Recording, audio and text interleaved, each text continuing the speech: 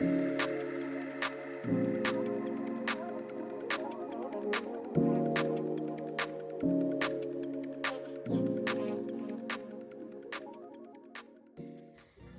y'all, welcome back to my channel. In this video I will be doing some falling leaves with like glitter and an ombre look. I think it came out super cute and I had so much fun making this set, only because I haven't done a lot of encapsulated nails in a minute, and the fact that her entire set was encapsulated glitter, I was like, oh yeah, I'm living for this. And I also went ahead and skipped perping because I have so many videos with perping. I just kind of want to try different things throughout my videos so it's not too repetitive. Like, obviously I'm going to post the same content, but I kind of want to do it in different ways just to see what works for me, and so y'all just not looking at the same thing over and over. While I know some is okay with that, I know some isn't, so I'm just trying to kind of hit all the needs of everybody that's watching. You know, I appreciate y'all for supporting me and, you know, catching up with me. Right now, I'm just making sure I am cutting all the nail tips to about the same length. In doing so, I will use the middle finger to push up towards the ring and the pointer to make sure those are the exact same length or as close as possible. And then for the pinky and the thumb, I'll kind of look over at the 3 nails and just kind of see, you know, if it's around the same size. Then when I'm done, I'll ask my client, hey girl, is everything looking good? Nothing's looking too long. You can manage with these. And then we get to the next step, which is grabbing the e-file with our sanding band, and we're just going to make sure that the nail tip and the nail bed is flush with each other. Get rid of that demarcation. You don't really want a ridge there when you go ahead to go and put your acrylic down. And me, I typically only focus right there at the nail tip. I know some will take it all the way down the entire nail tip and just sand the whole nail tip.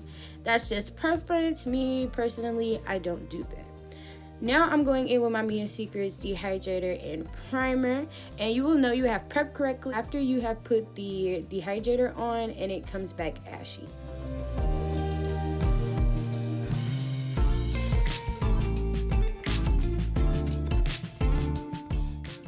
When it comes to ombreing glitter in an encapsulated way, I kind of like to put the nude base down first, only because I like the look of the glitter ombreing into the nude rather than the nude ombreing into the glitter. I don't know, it just kind of looks better having those little scraggly pieces of glitter just kind of sporadically placed on top of the nude and stuff, you know.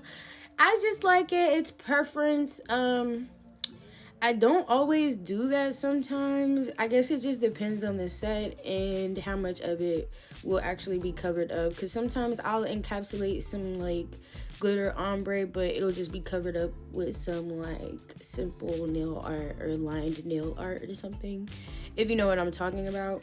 But for this particular set, since all of her nails are literally going to be encapsulated glitter, I'm just going to put a nude base down first, and I'll leave the top clear because it don't really matter. It's gonna be covered up with glitter, looking nice and shimmery, and I kind of like the clearish base because I don't know, I feel like it shines more when it doesn't have an extra color underneath. Or I will say it looks good when, say if you're using like a red glitter, you could probably use like a red base.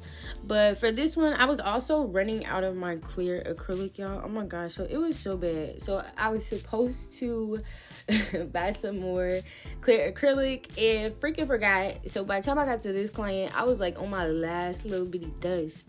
So what I ended up doing was getting a clear acrylic that had some like glitter shards in it or something. I don't know, but it was clear base. I got it from my local nail supply store, so I can try to find one that's like that or a similar one and link it in the description box, but I doubt I will.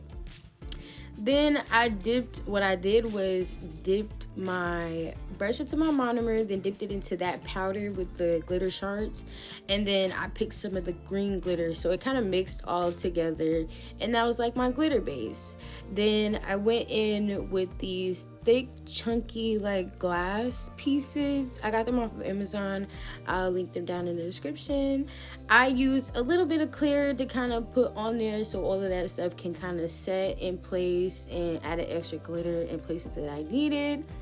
But let me tell y'all, I was on my last bit of clear acrylic. I finished her set, thankfully, and the way Amazon it works amazing. So by the time I ordered some, it came the same day.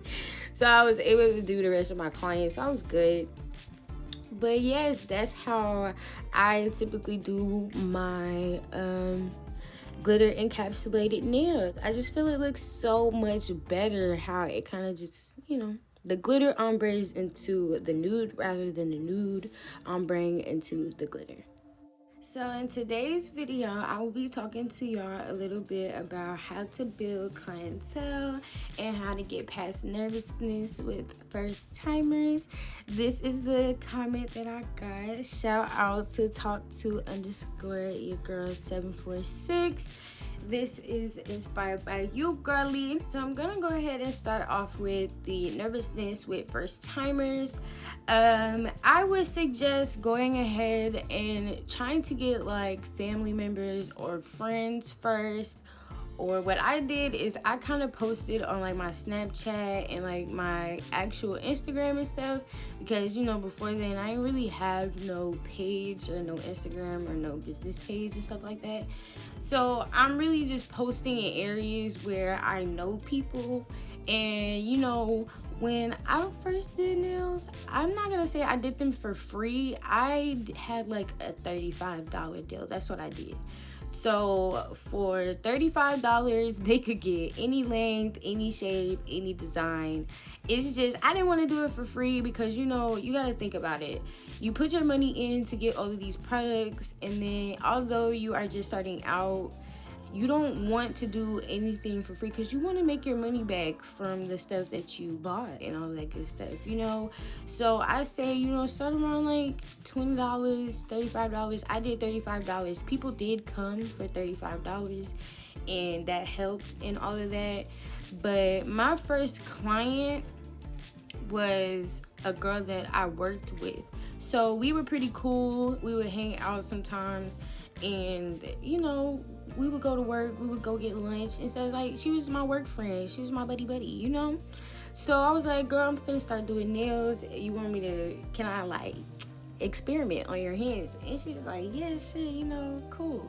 So I'm not gonna lie to y'all, that took 5 hours. It took me 5 hours to do her nails, y'all. And I'm gonna upload a picture so y'all can see. This is like what that took me 5 hours, and it's okay. It was my first time. It was funny because it was someone that I knew and that I was cool with. So the whole time, she kind of giving me hell about it, but she's like, dang, girl, this taking forever. Like, are we gonna get to work on time? Because it was so funny, y'all. We had to go to work right after. As soon as I finished her nails, we had to go straight to work. We couldn't even get no food, and we was still late. We was like 10 minutes late. But it was okay, Her nails did not last. It sure as heck didn't. But it's okay.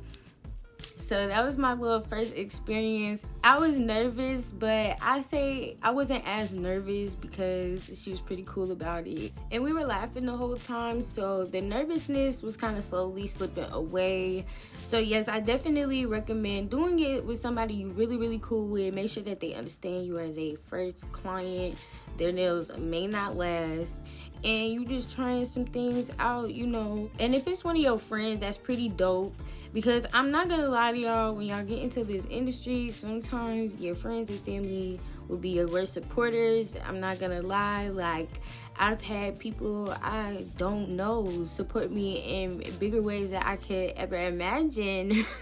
My friends and family, like sometimes my friends and family would only want to come if like I'm doing a deal or something, or like they asking straight out the box, like, if I come, can I get like a deal? Can I get like a discount or something, And although, yes, you my friend, but you as my friend, I really don't feel like you should be asking me questions like that. Because me, if my friend came out with a business, I'm not asking if I can get a discount. I'm gonna be like, okay, babe, what's the price? I'm gonna pay, because it's a business. You know, it makes people feel good, and you know, sometimes some people don't think like that.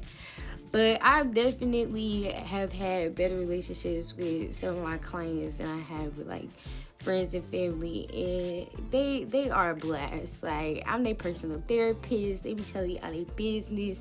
I'm not gonna lie, sometimes, you know, me as a nail tech and having so many people be in my face, I'll forget as soon as you walk out that door. But as soon as you walk back in, I promise all of that stuff is just gonna trickle back to my mind. So none of their business will ever be told to anybody else, because I don't have the mind space to even keep all of that in, to be like, ooh, I'm gonna tell somebody. You know, I don't have time for that. So I am their therapist. They tell me everything. It's a blast. I love them. Some of them have even invited me out to places. I'm not gonna say I've never really went out with any of them. I'll say this upcoming November, one of my clients, she a new client too, she invited me to her son's birthday party. I was like, yeah, I'm definitely going. I just gotta go get me a little gift so I can come, because I can't come empty handed. I'm sorry, but this is not me. So I'm definitely gonna go out and look for a gift for her little man. But I'm gonna have fun. Yeah, so yeah, y'all, I'm gonna tell y'all go find some good relationships throughout this business. Some of them could become your best friend, you know. I will say, for my tips, if you have a client that you don't know and it's like one of your first few clients, then just still do the same thing, you know, just explaining to them this is your first time. Like, have them know straight out the box that their nails possibly could not last. They may have lifting, their nails may break. You are trying to practice, you know, everybody starts from somewhere, but if you let them know that straight out the box, you really shouldn't have any issues. But I'm also not gonna lie, you will have some of those clients, you know, I'm just gonna say, you will have some of those clients, but you know, just work through it, you know, and just keep it pushing. But yeah, just do the same thing. Just let them know, explain, and it should be good. Just talk to them. If you're not a talkative person, then have some music playing, have a movie playing, have something you feel like they would be interested in watching and listening to, so that their focus is not necessarily on you the entire time. Because you will have some of those who like to stare at what you are doing. And me, I do get anxiety sometimes, you know, like, dang girl, I can feel you staring in my soul right now. But that is okay. Now, when they do that, that sometimes do be making me nervous, but it also kind of motivates me to be like, oh yeah, she watching, so let me make sure she's watching me bless these hands. So I kind of redirected it for me, like a little reverse psychology almost, to kind of make that a push rather than a discourage. And it helps. Like, I also kind of have my TV kind of elevated on the wall, and sometimes when I be feeling like they staring at me, I'll kind of like stop just for a quick second and look at the TV and then look down, and that'll kind of help them. I don't know if they feel like I'm finna look at them look at me, but that'll kind of help them look at the TV or look at their phone or look somewhere else. But sometimes it don't work, sometimes it does. But man, I be trying to find different little ticks, different little ways, so that they can stop staring at me, because it do give me anxiety. I will say that, but I push through, y'all. I push through. Another tip that I could give for that is make sure you have everything set up. When you know you're about to have a client come in, go ahead and have everything set up so that when they are in your face, you don't have that hassle of trying to ramble through everything, trying to get everything, and it's adding time to the time that you are already exceeding. Because I will say, for your first few clients, it will take a minute, unless you are practicing on yourself for a minute before you go ahead and transfer to actual clients or a mannequin head. Me, I kind of practice on mannequin hands, mannequin fingers, myself, and people. So I kind of had all of that intertwined with me practicing a little faster.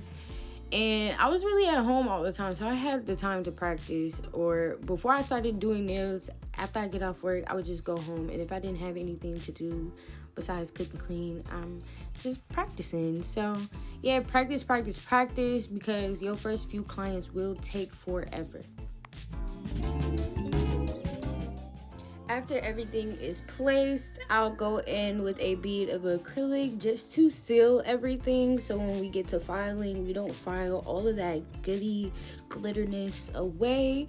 And I also like to do this step last, only because it gives time for all of that glitter to set in place. Because usually I find when I would go ahead and place the glitter and all my chunky stuff and things that I'm going to encapsulate, once I place it and then try to go and put a clear bead of acrylic on top, everything will kind of like slide around and move out of place, and it can get very, very frustrating. So I just say go ahead and place all your glitter and all your goodies on top, and then go ahead and finish your other nails, and then come back and do the clear acrylic on top. Everything will have dried by then and nothing will move.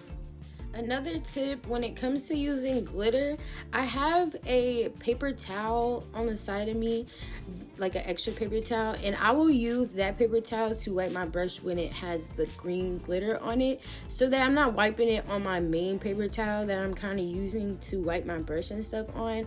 And I find that helps with not putting glitter all over the place and putting glitter in the monomer container, only because if you have a client next, you know it's going to be a hassle trying to get all that glitter out of your monomer bowl. So just have an extra paper towel just for the glitter specifically on the side, and that will help.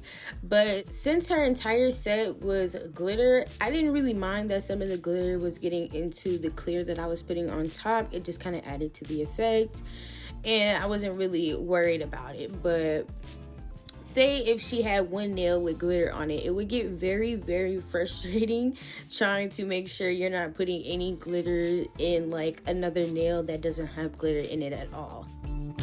Now on to the other part of the comment when she asked about how to build clientele. Me personally, I say content creating. Now you need to have a Instagram, a Snapchat, a TikTok. Back then, we didn't have TikTok, so when I started, I was using my personal Facebook. Then I was using my Snapchat and my Instagram. But now you can have TikTok and some more stuff. Like, now I'm on Pinterest. Like, y'all, I am everywhere, okay? Everywhere that I can get my hands on, I am there, all right? Get a website, all of that good stuff, all right? Because when you're posting your work, you know, sometimes you're gonna have people follow you and they won't even come to you for a while. Like, they just want to watch and, you know, they want to keep you in their back pocket, basically. Now, you want to make sure that you posting everything so that, you know, when they pull you out their back pocket, they got something to go off of. They're like, oh yeah, she can do that. She could do this. I like that set. You know, all of that great goodness. And then when you're posting, and then posting with the hashtags of your area codes and all that good stuff, the people who go on Instagram, TikTok, all that good stuff, when they're looking things up, they're gonna look up, like, so since I'm in Texas and I'm in Grand Prairie, they're gonna be like, Grand Prairie nail tech. Like, they're gonna look for you in their area, you know? So make sure you using those type of hashtags, because when they go to look you up, they can find you. Now, another tip that I can give is make sure when they are in your chair that you are making sure that their experience is nice, smooth. You already know they may be there for a little longer than usual, and you want to make sure, you know, everything is cool, everything is nice. Make sure you're not hurting them. Ask them, you know, is everything looking good for what you can give to your best ability in that moment? And, you know, that'll help them try to come back. Now, I'm not going to lie. The first client that I brought up earlier, it took her 4 years to come back. She came to me that one time, y'all, and she hasn't started coming back recently until like a few months ago. But that is perfectly fine, you know. She knew what she was gonna get into, and she knew she didn't want to wait 5 more hours, and that was okay. You know, you gotta live, you gotta learn, you gotta practice. So we are here today, and she comes in regularly to get her fills and all that good stuff. So yeah, y'all, just stick and move, stick it through and keep it pushing. You gonna make it, I promise. It's a learning process. You have to be patient. You're not gonna wake up the next day and be the next top nail artist. You know, it's gonna be a process. You know, I'm not even there. I'm not an expert. I'm still learning some things. I be messing up sometimes, but you know, that's just me. You could be completely different. Everybody is different. I also feel what helped in my case is when COVID happened, all the nail salons closed down, and that's really when I started doing nails. And I didn't work at the call center job that I was working at anymore, so I was like, oh yeah, now I'm really at home. I really got time to practice. So that's when I'm like posting everywhere. All the nail salons closed. So that's really what helped me kind of like practice more, because everybody was going to come get their nails done for $35 because the nail salons was closed anyway. And it's $35. And with me doing that, I was getting really good really fast. But I'm a very teachable person, and I always practice seeing, y'all, like my hands, my feet. My boyfriend at the time, I did his nails one time, y'all. Like, yeah, y'all, like I was practicing. I was like, yeah, I need to get good at this so I can really start making some money, because this $35 is not gonna cut it for very long. But as far as building up clientele, that's pretty much all I can really give, is like make sure you're posting your content, making sure that their time with you is good so that they can come back and you have regular clients rather than customers, I should say. And you know, dabble into some goodie bags or get some snacks and offer them snacks and stuff. I make cuticle oil, so for my first time clients, I'll give them like a really tiny bottle of cuticle oil for free, and I'll say, like, you know, if you can keep up with this bottle, girl, you know, every time you come in, you can get free refills. And then, you know, if you lose it, I do have some that you can purchase if you really like it, because y'all, they smell so good. It's honey and lavender. And if y'all would be interested, I do sell these on my website. I have a couple of other things like press-ons, rugs, custom shoes. It's a lot of stuff. So here's the link to my website. I also have it linked to my YouTube. So if you go to my YouTube channel and just slide over to store, you will see all of my little goodies that I sell on my website. Now I'm going in with my file. I'm filing right underneath the nail to make sure that that nail is straight. And then I'm filing right up against it to make sure that everything is straight on the side walls, underneath the side walls, and that it is coming right from her skin. Now we don't want any bulk right there on the side wall where her nail and the skin meet.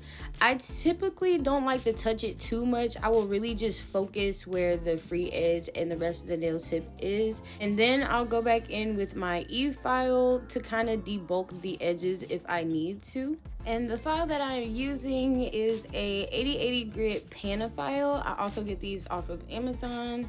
I will have them linked down in the description box for y'all to go purchase them. Let me tell y'all, these are the truth. I will recommend these to anybody. I will recommend any 8080 grit file, not Pana specifically.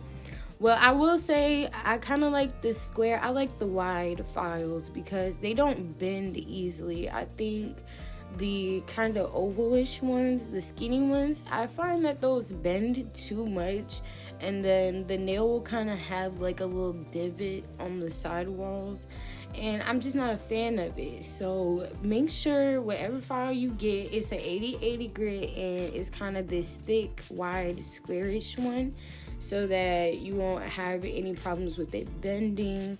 And you can cut them in half because I find it's still enough sturdiness even when you cut them in half, so you're not having to go out and restock on them as much.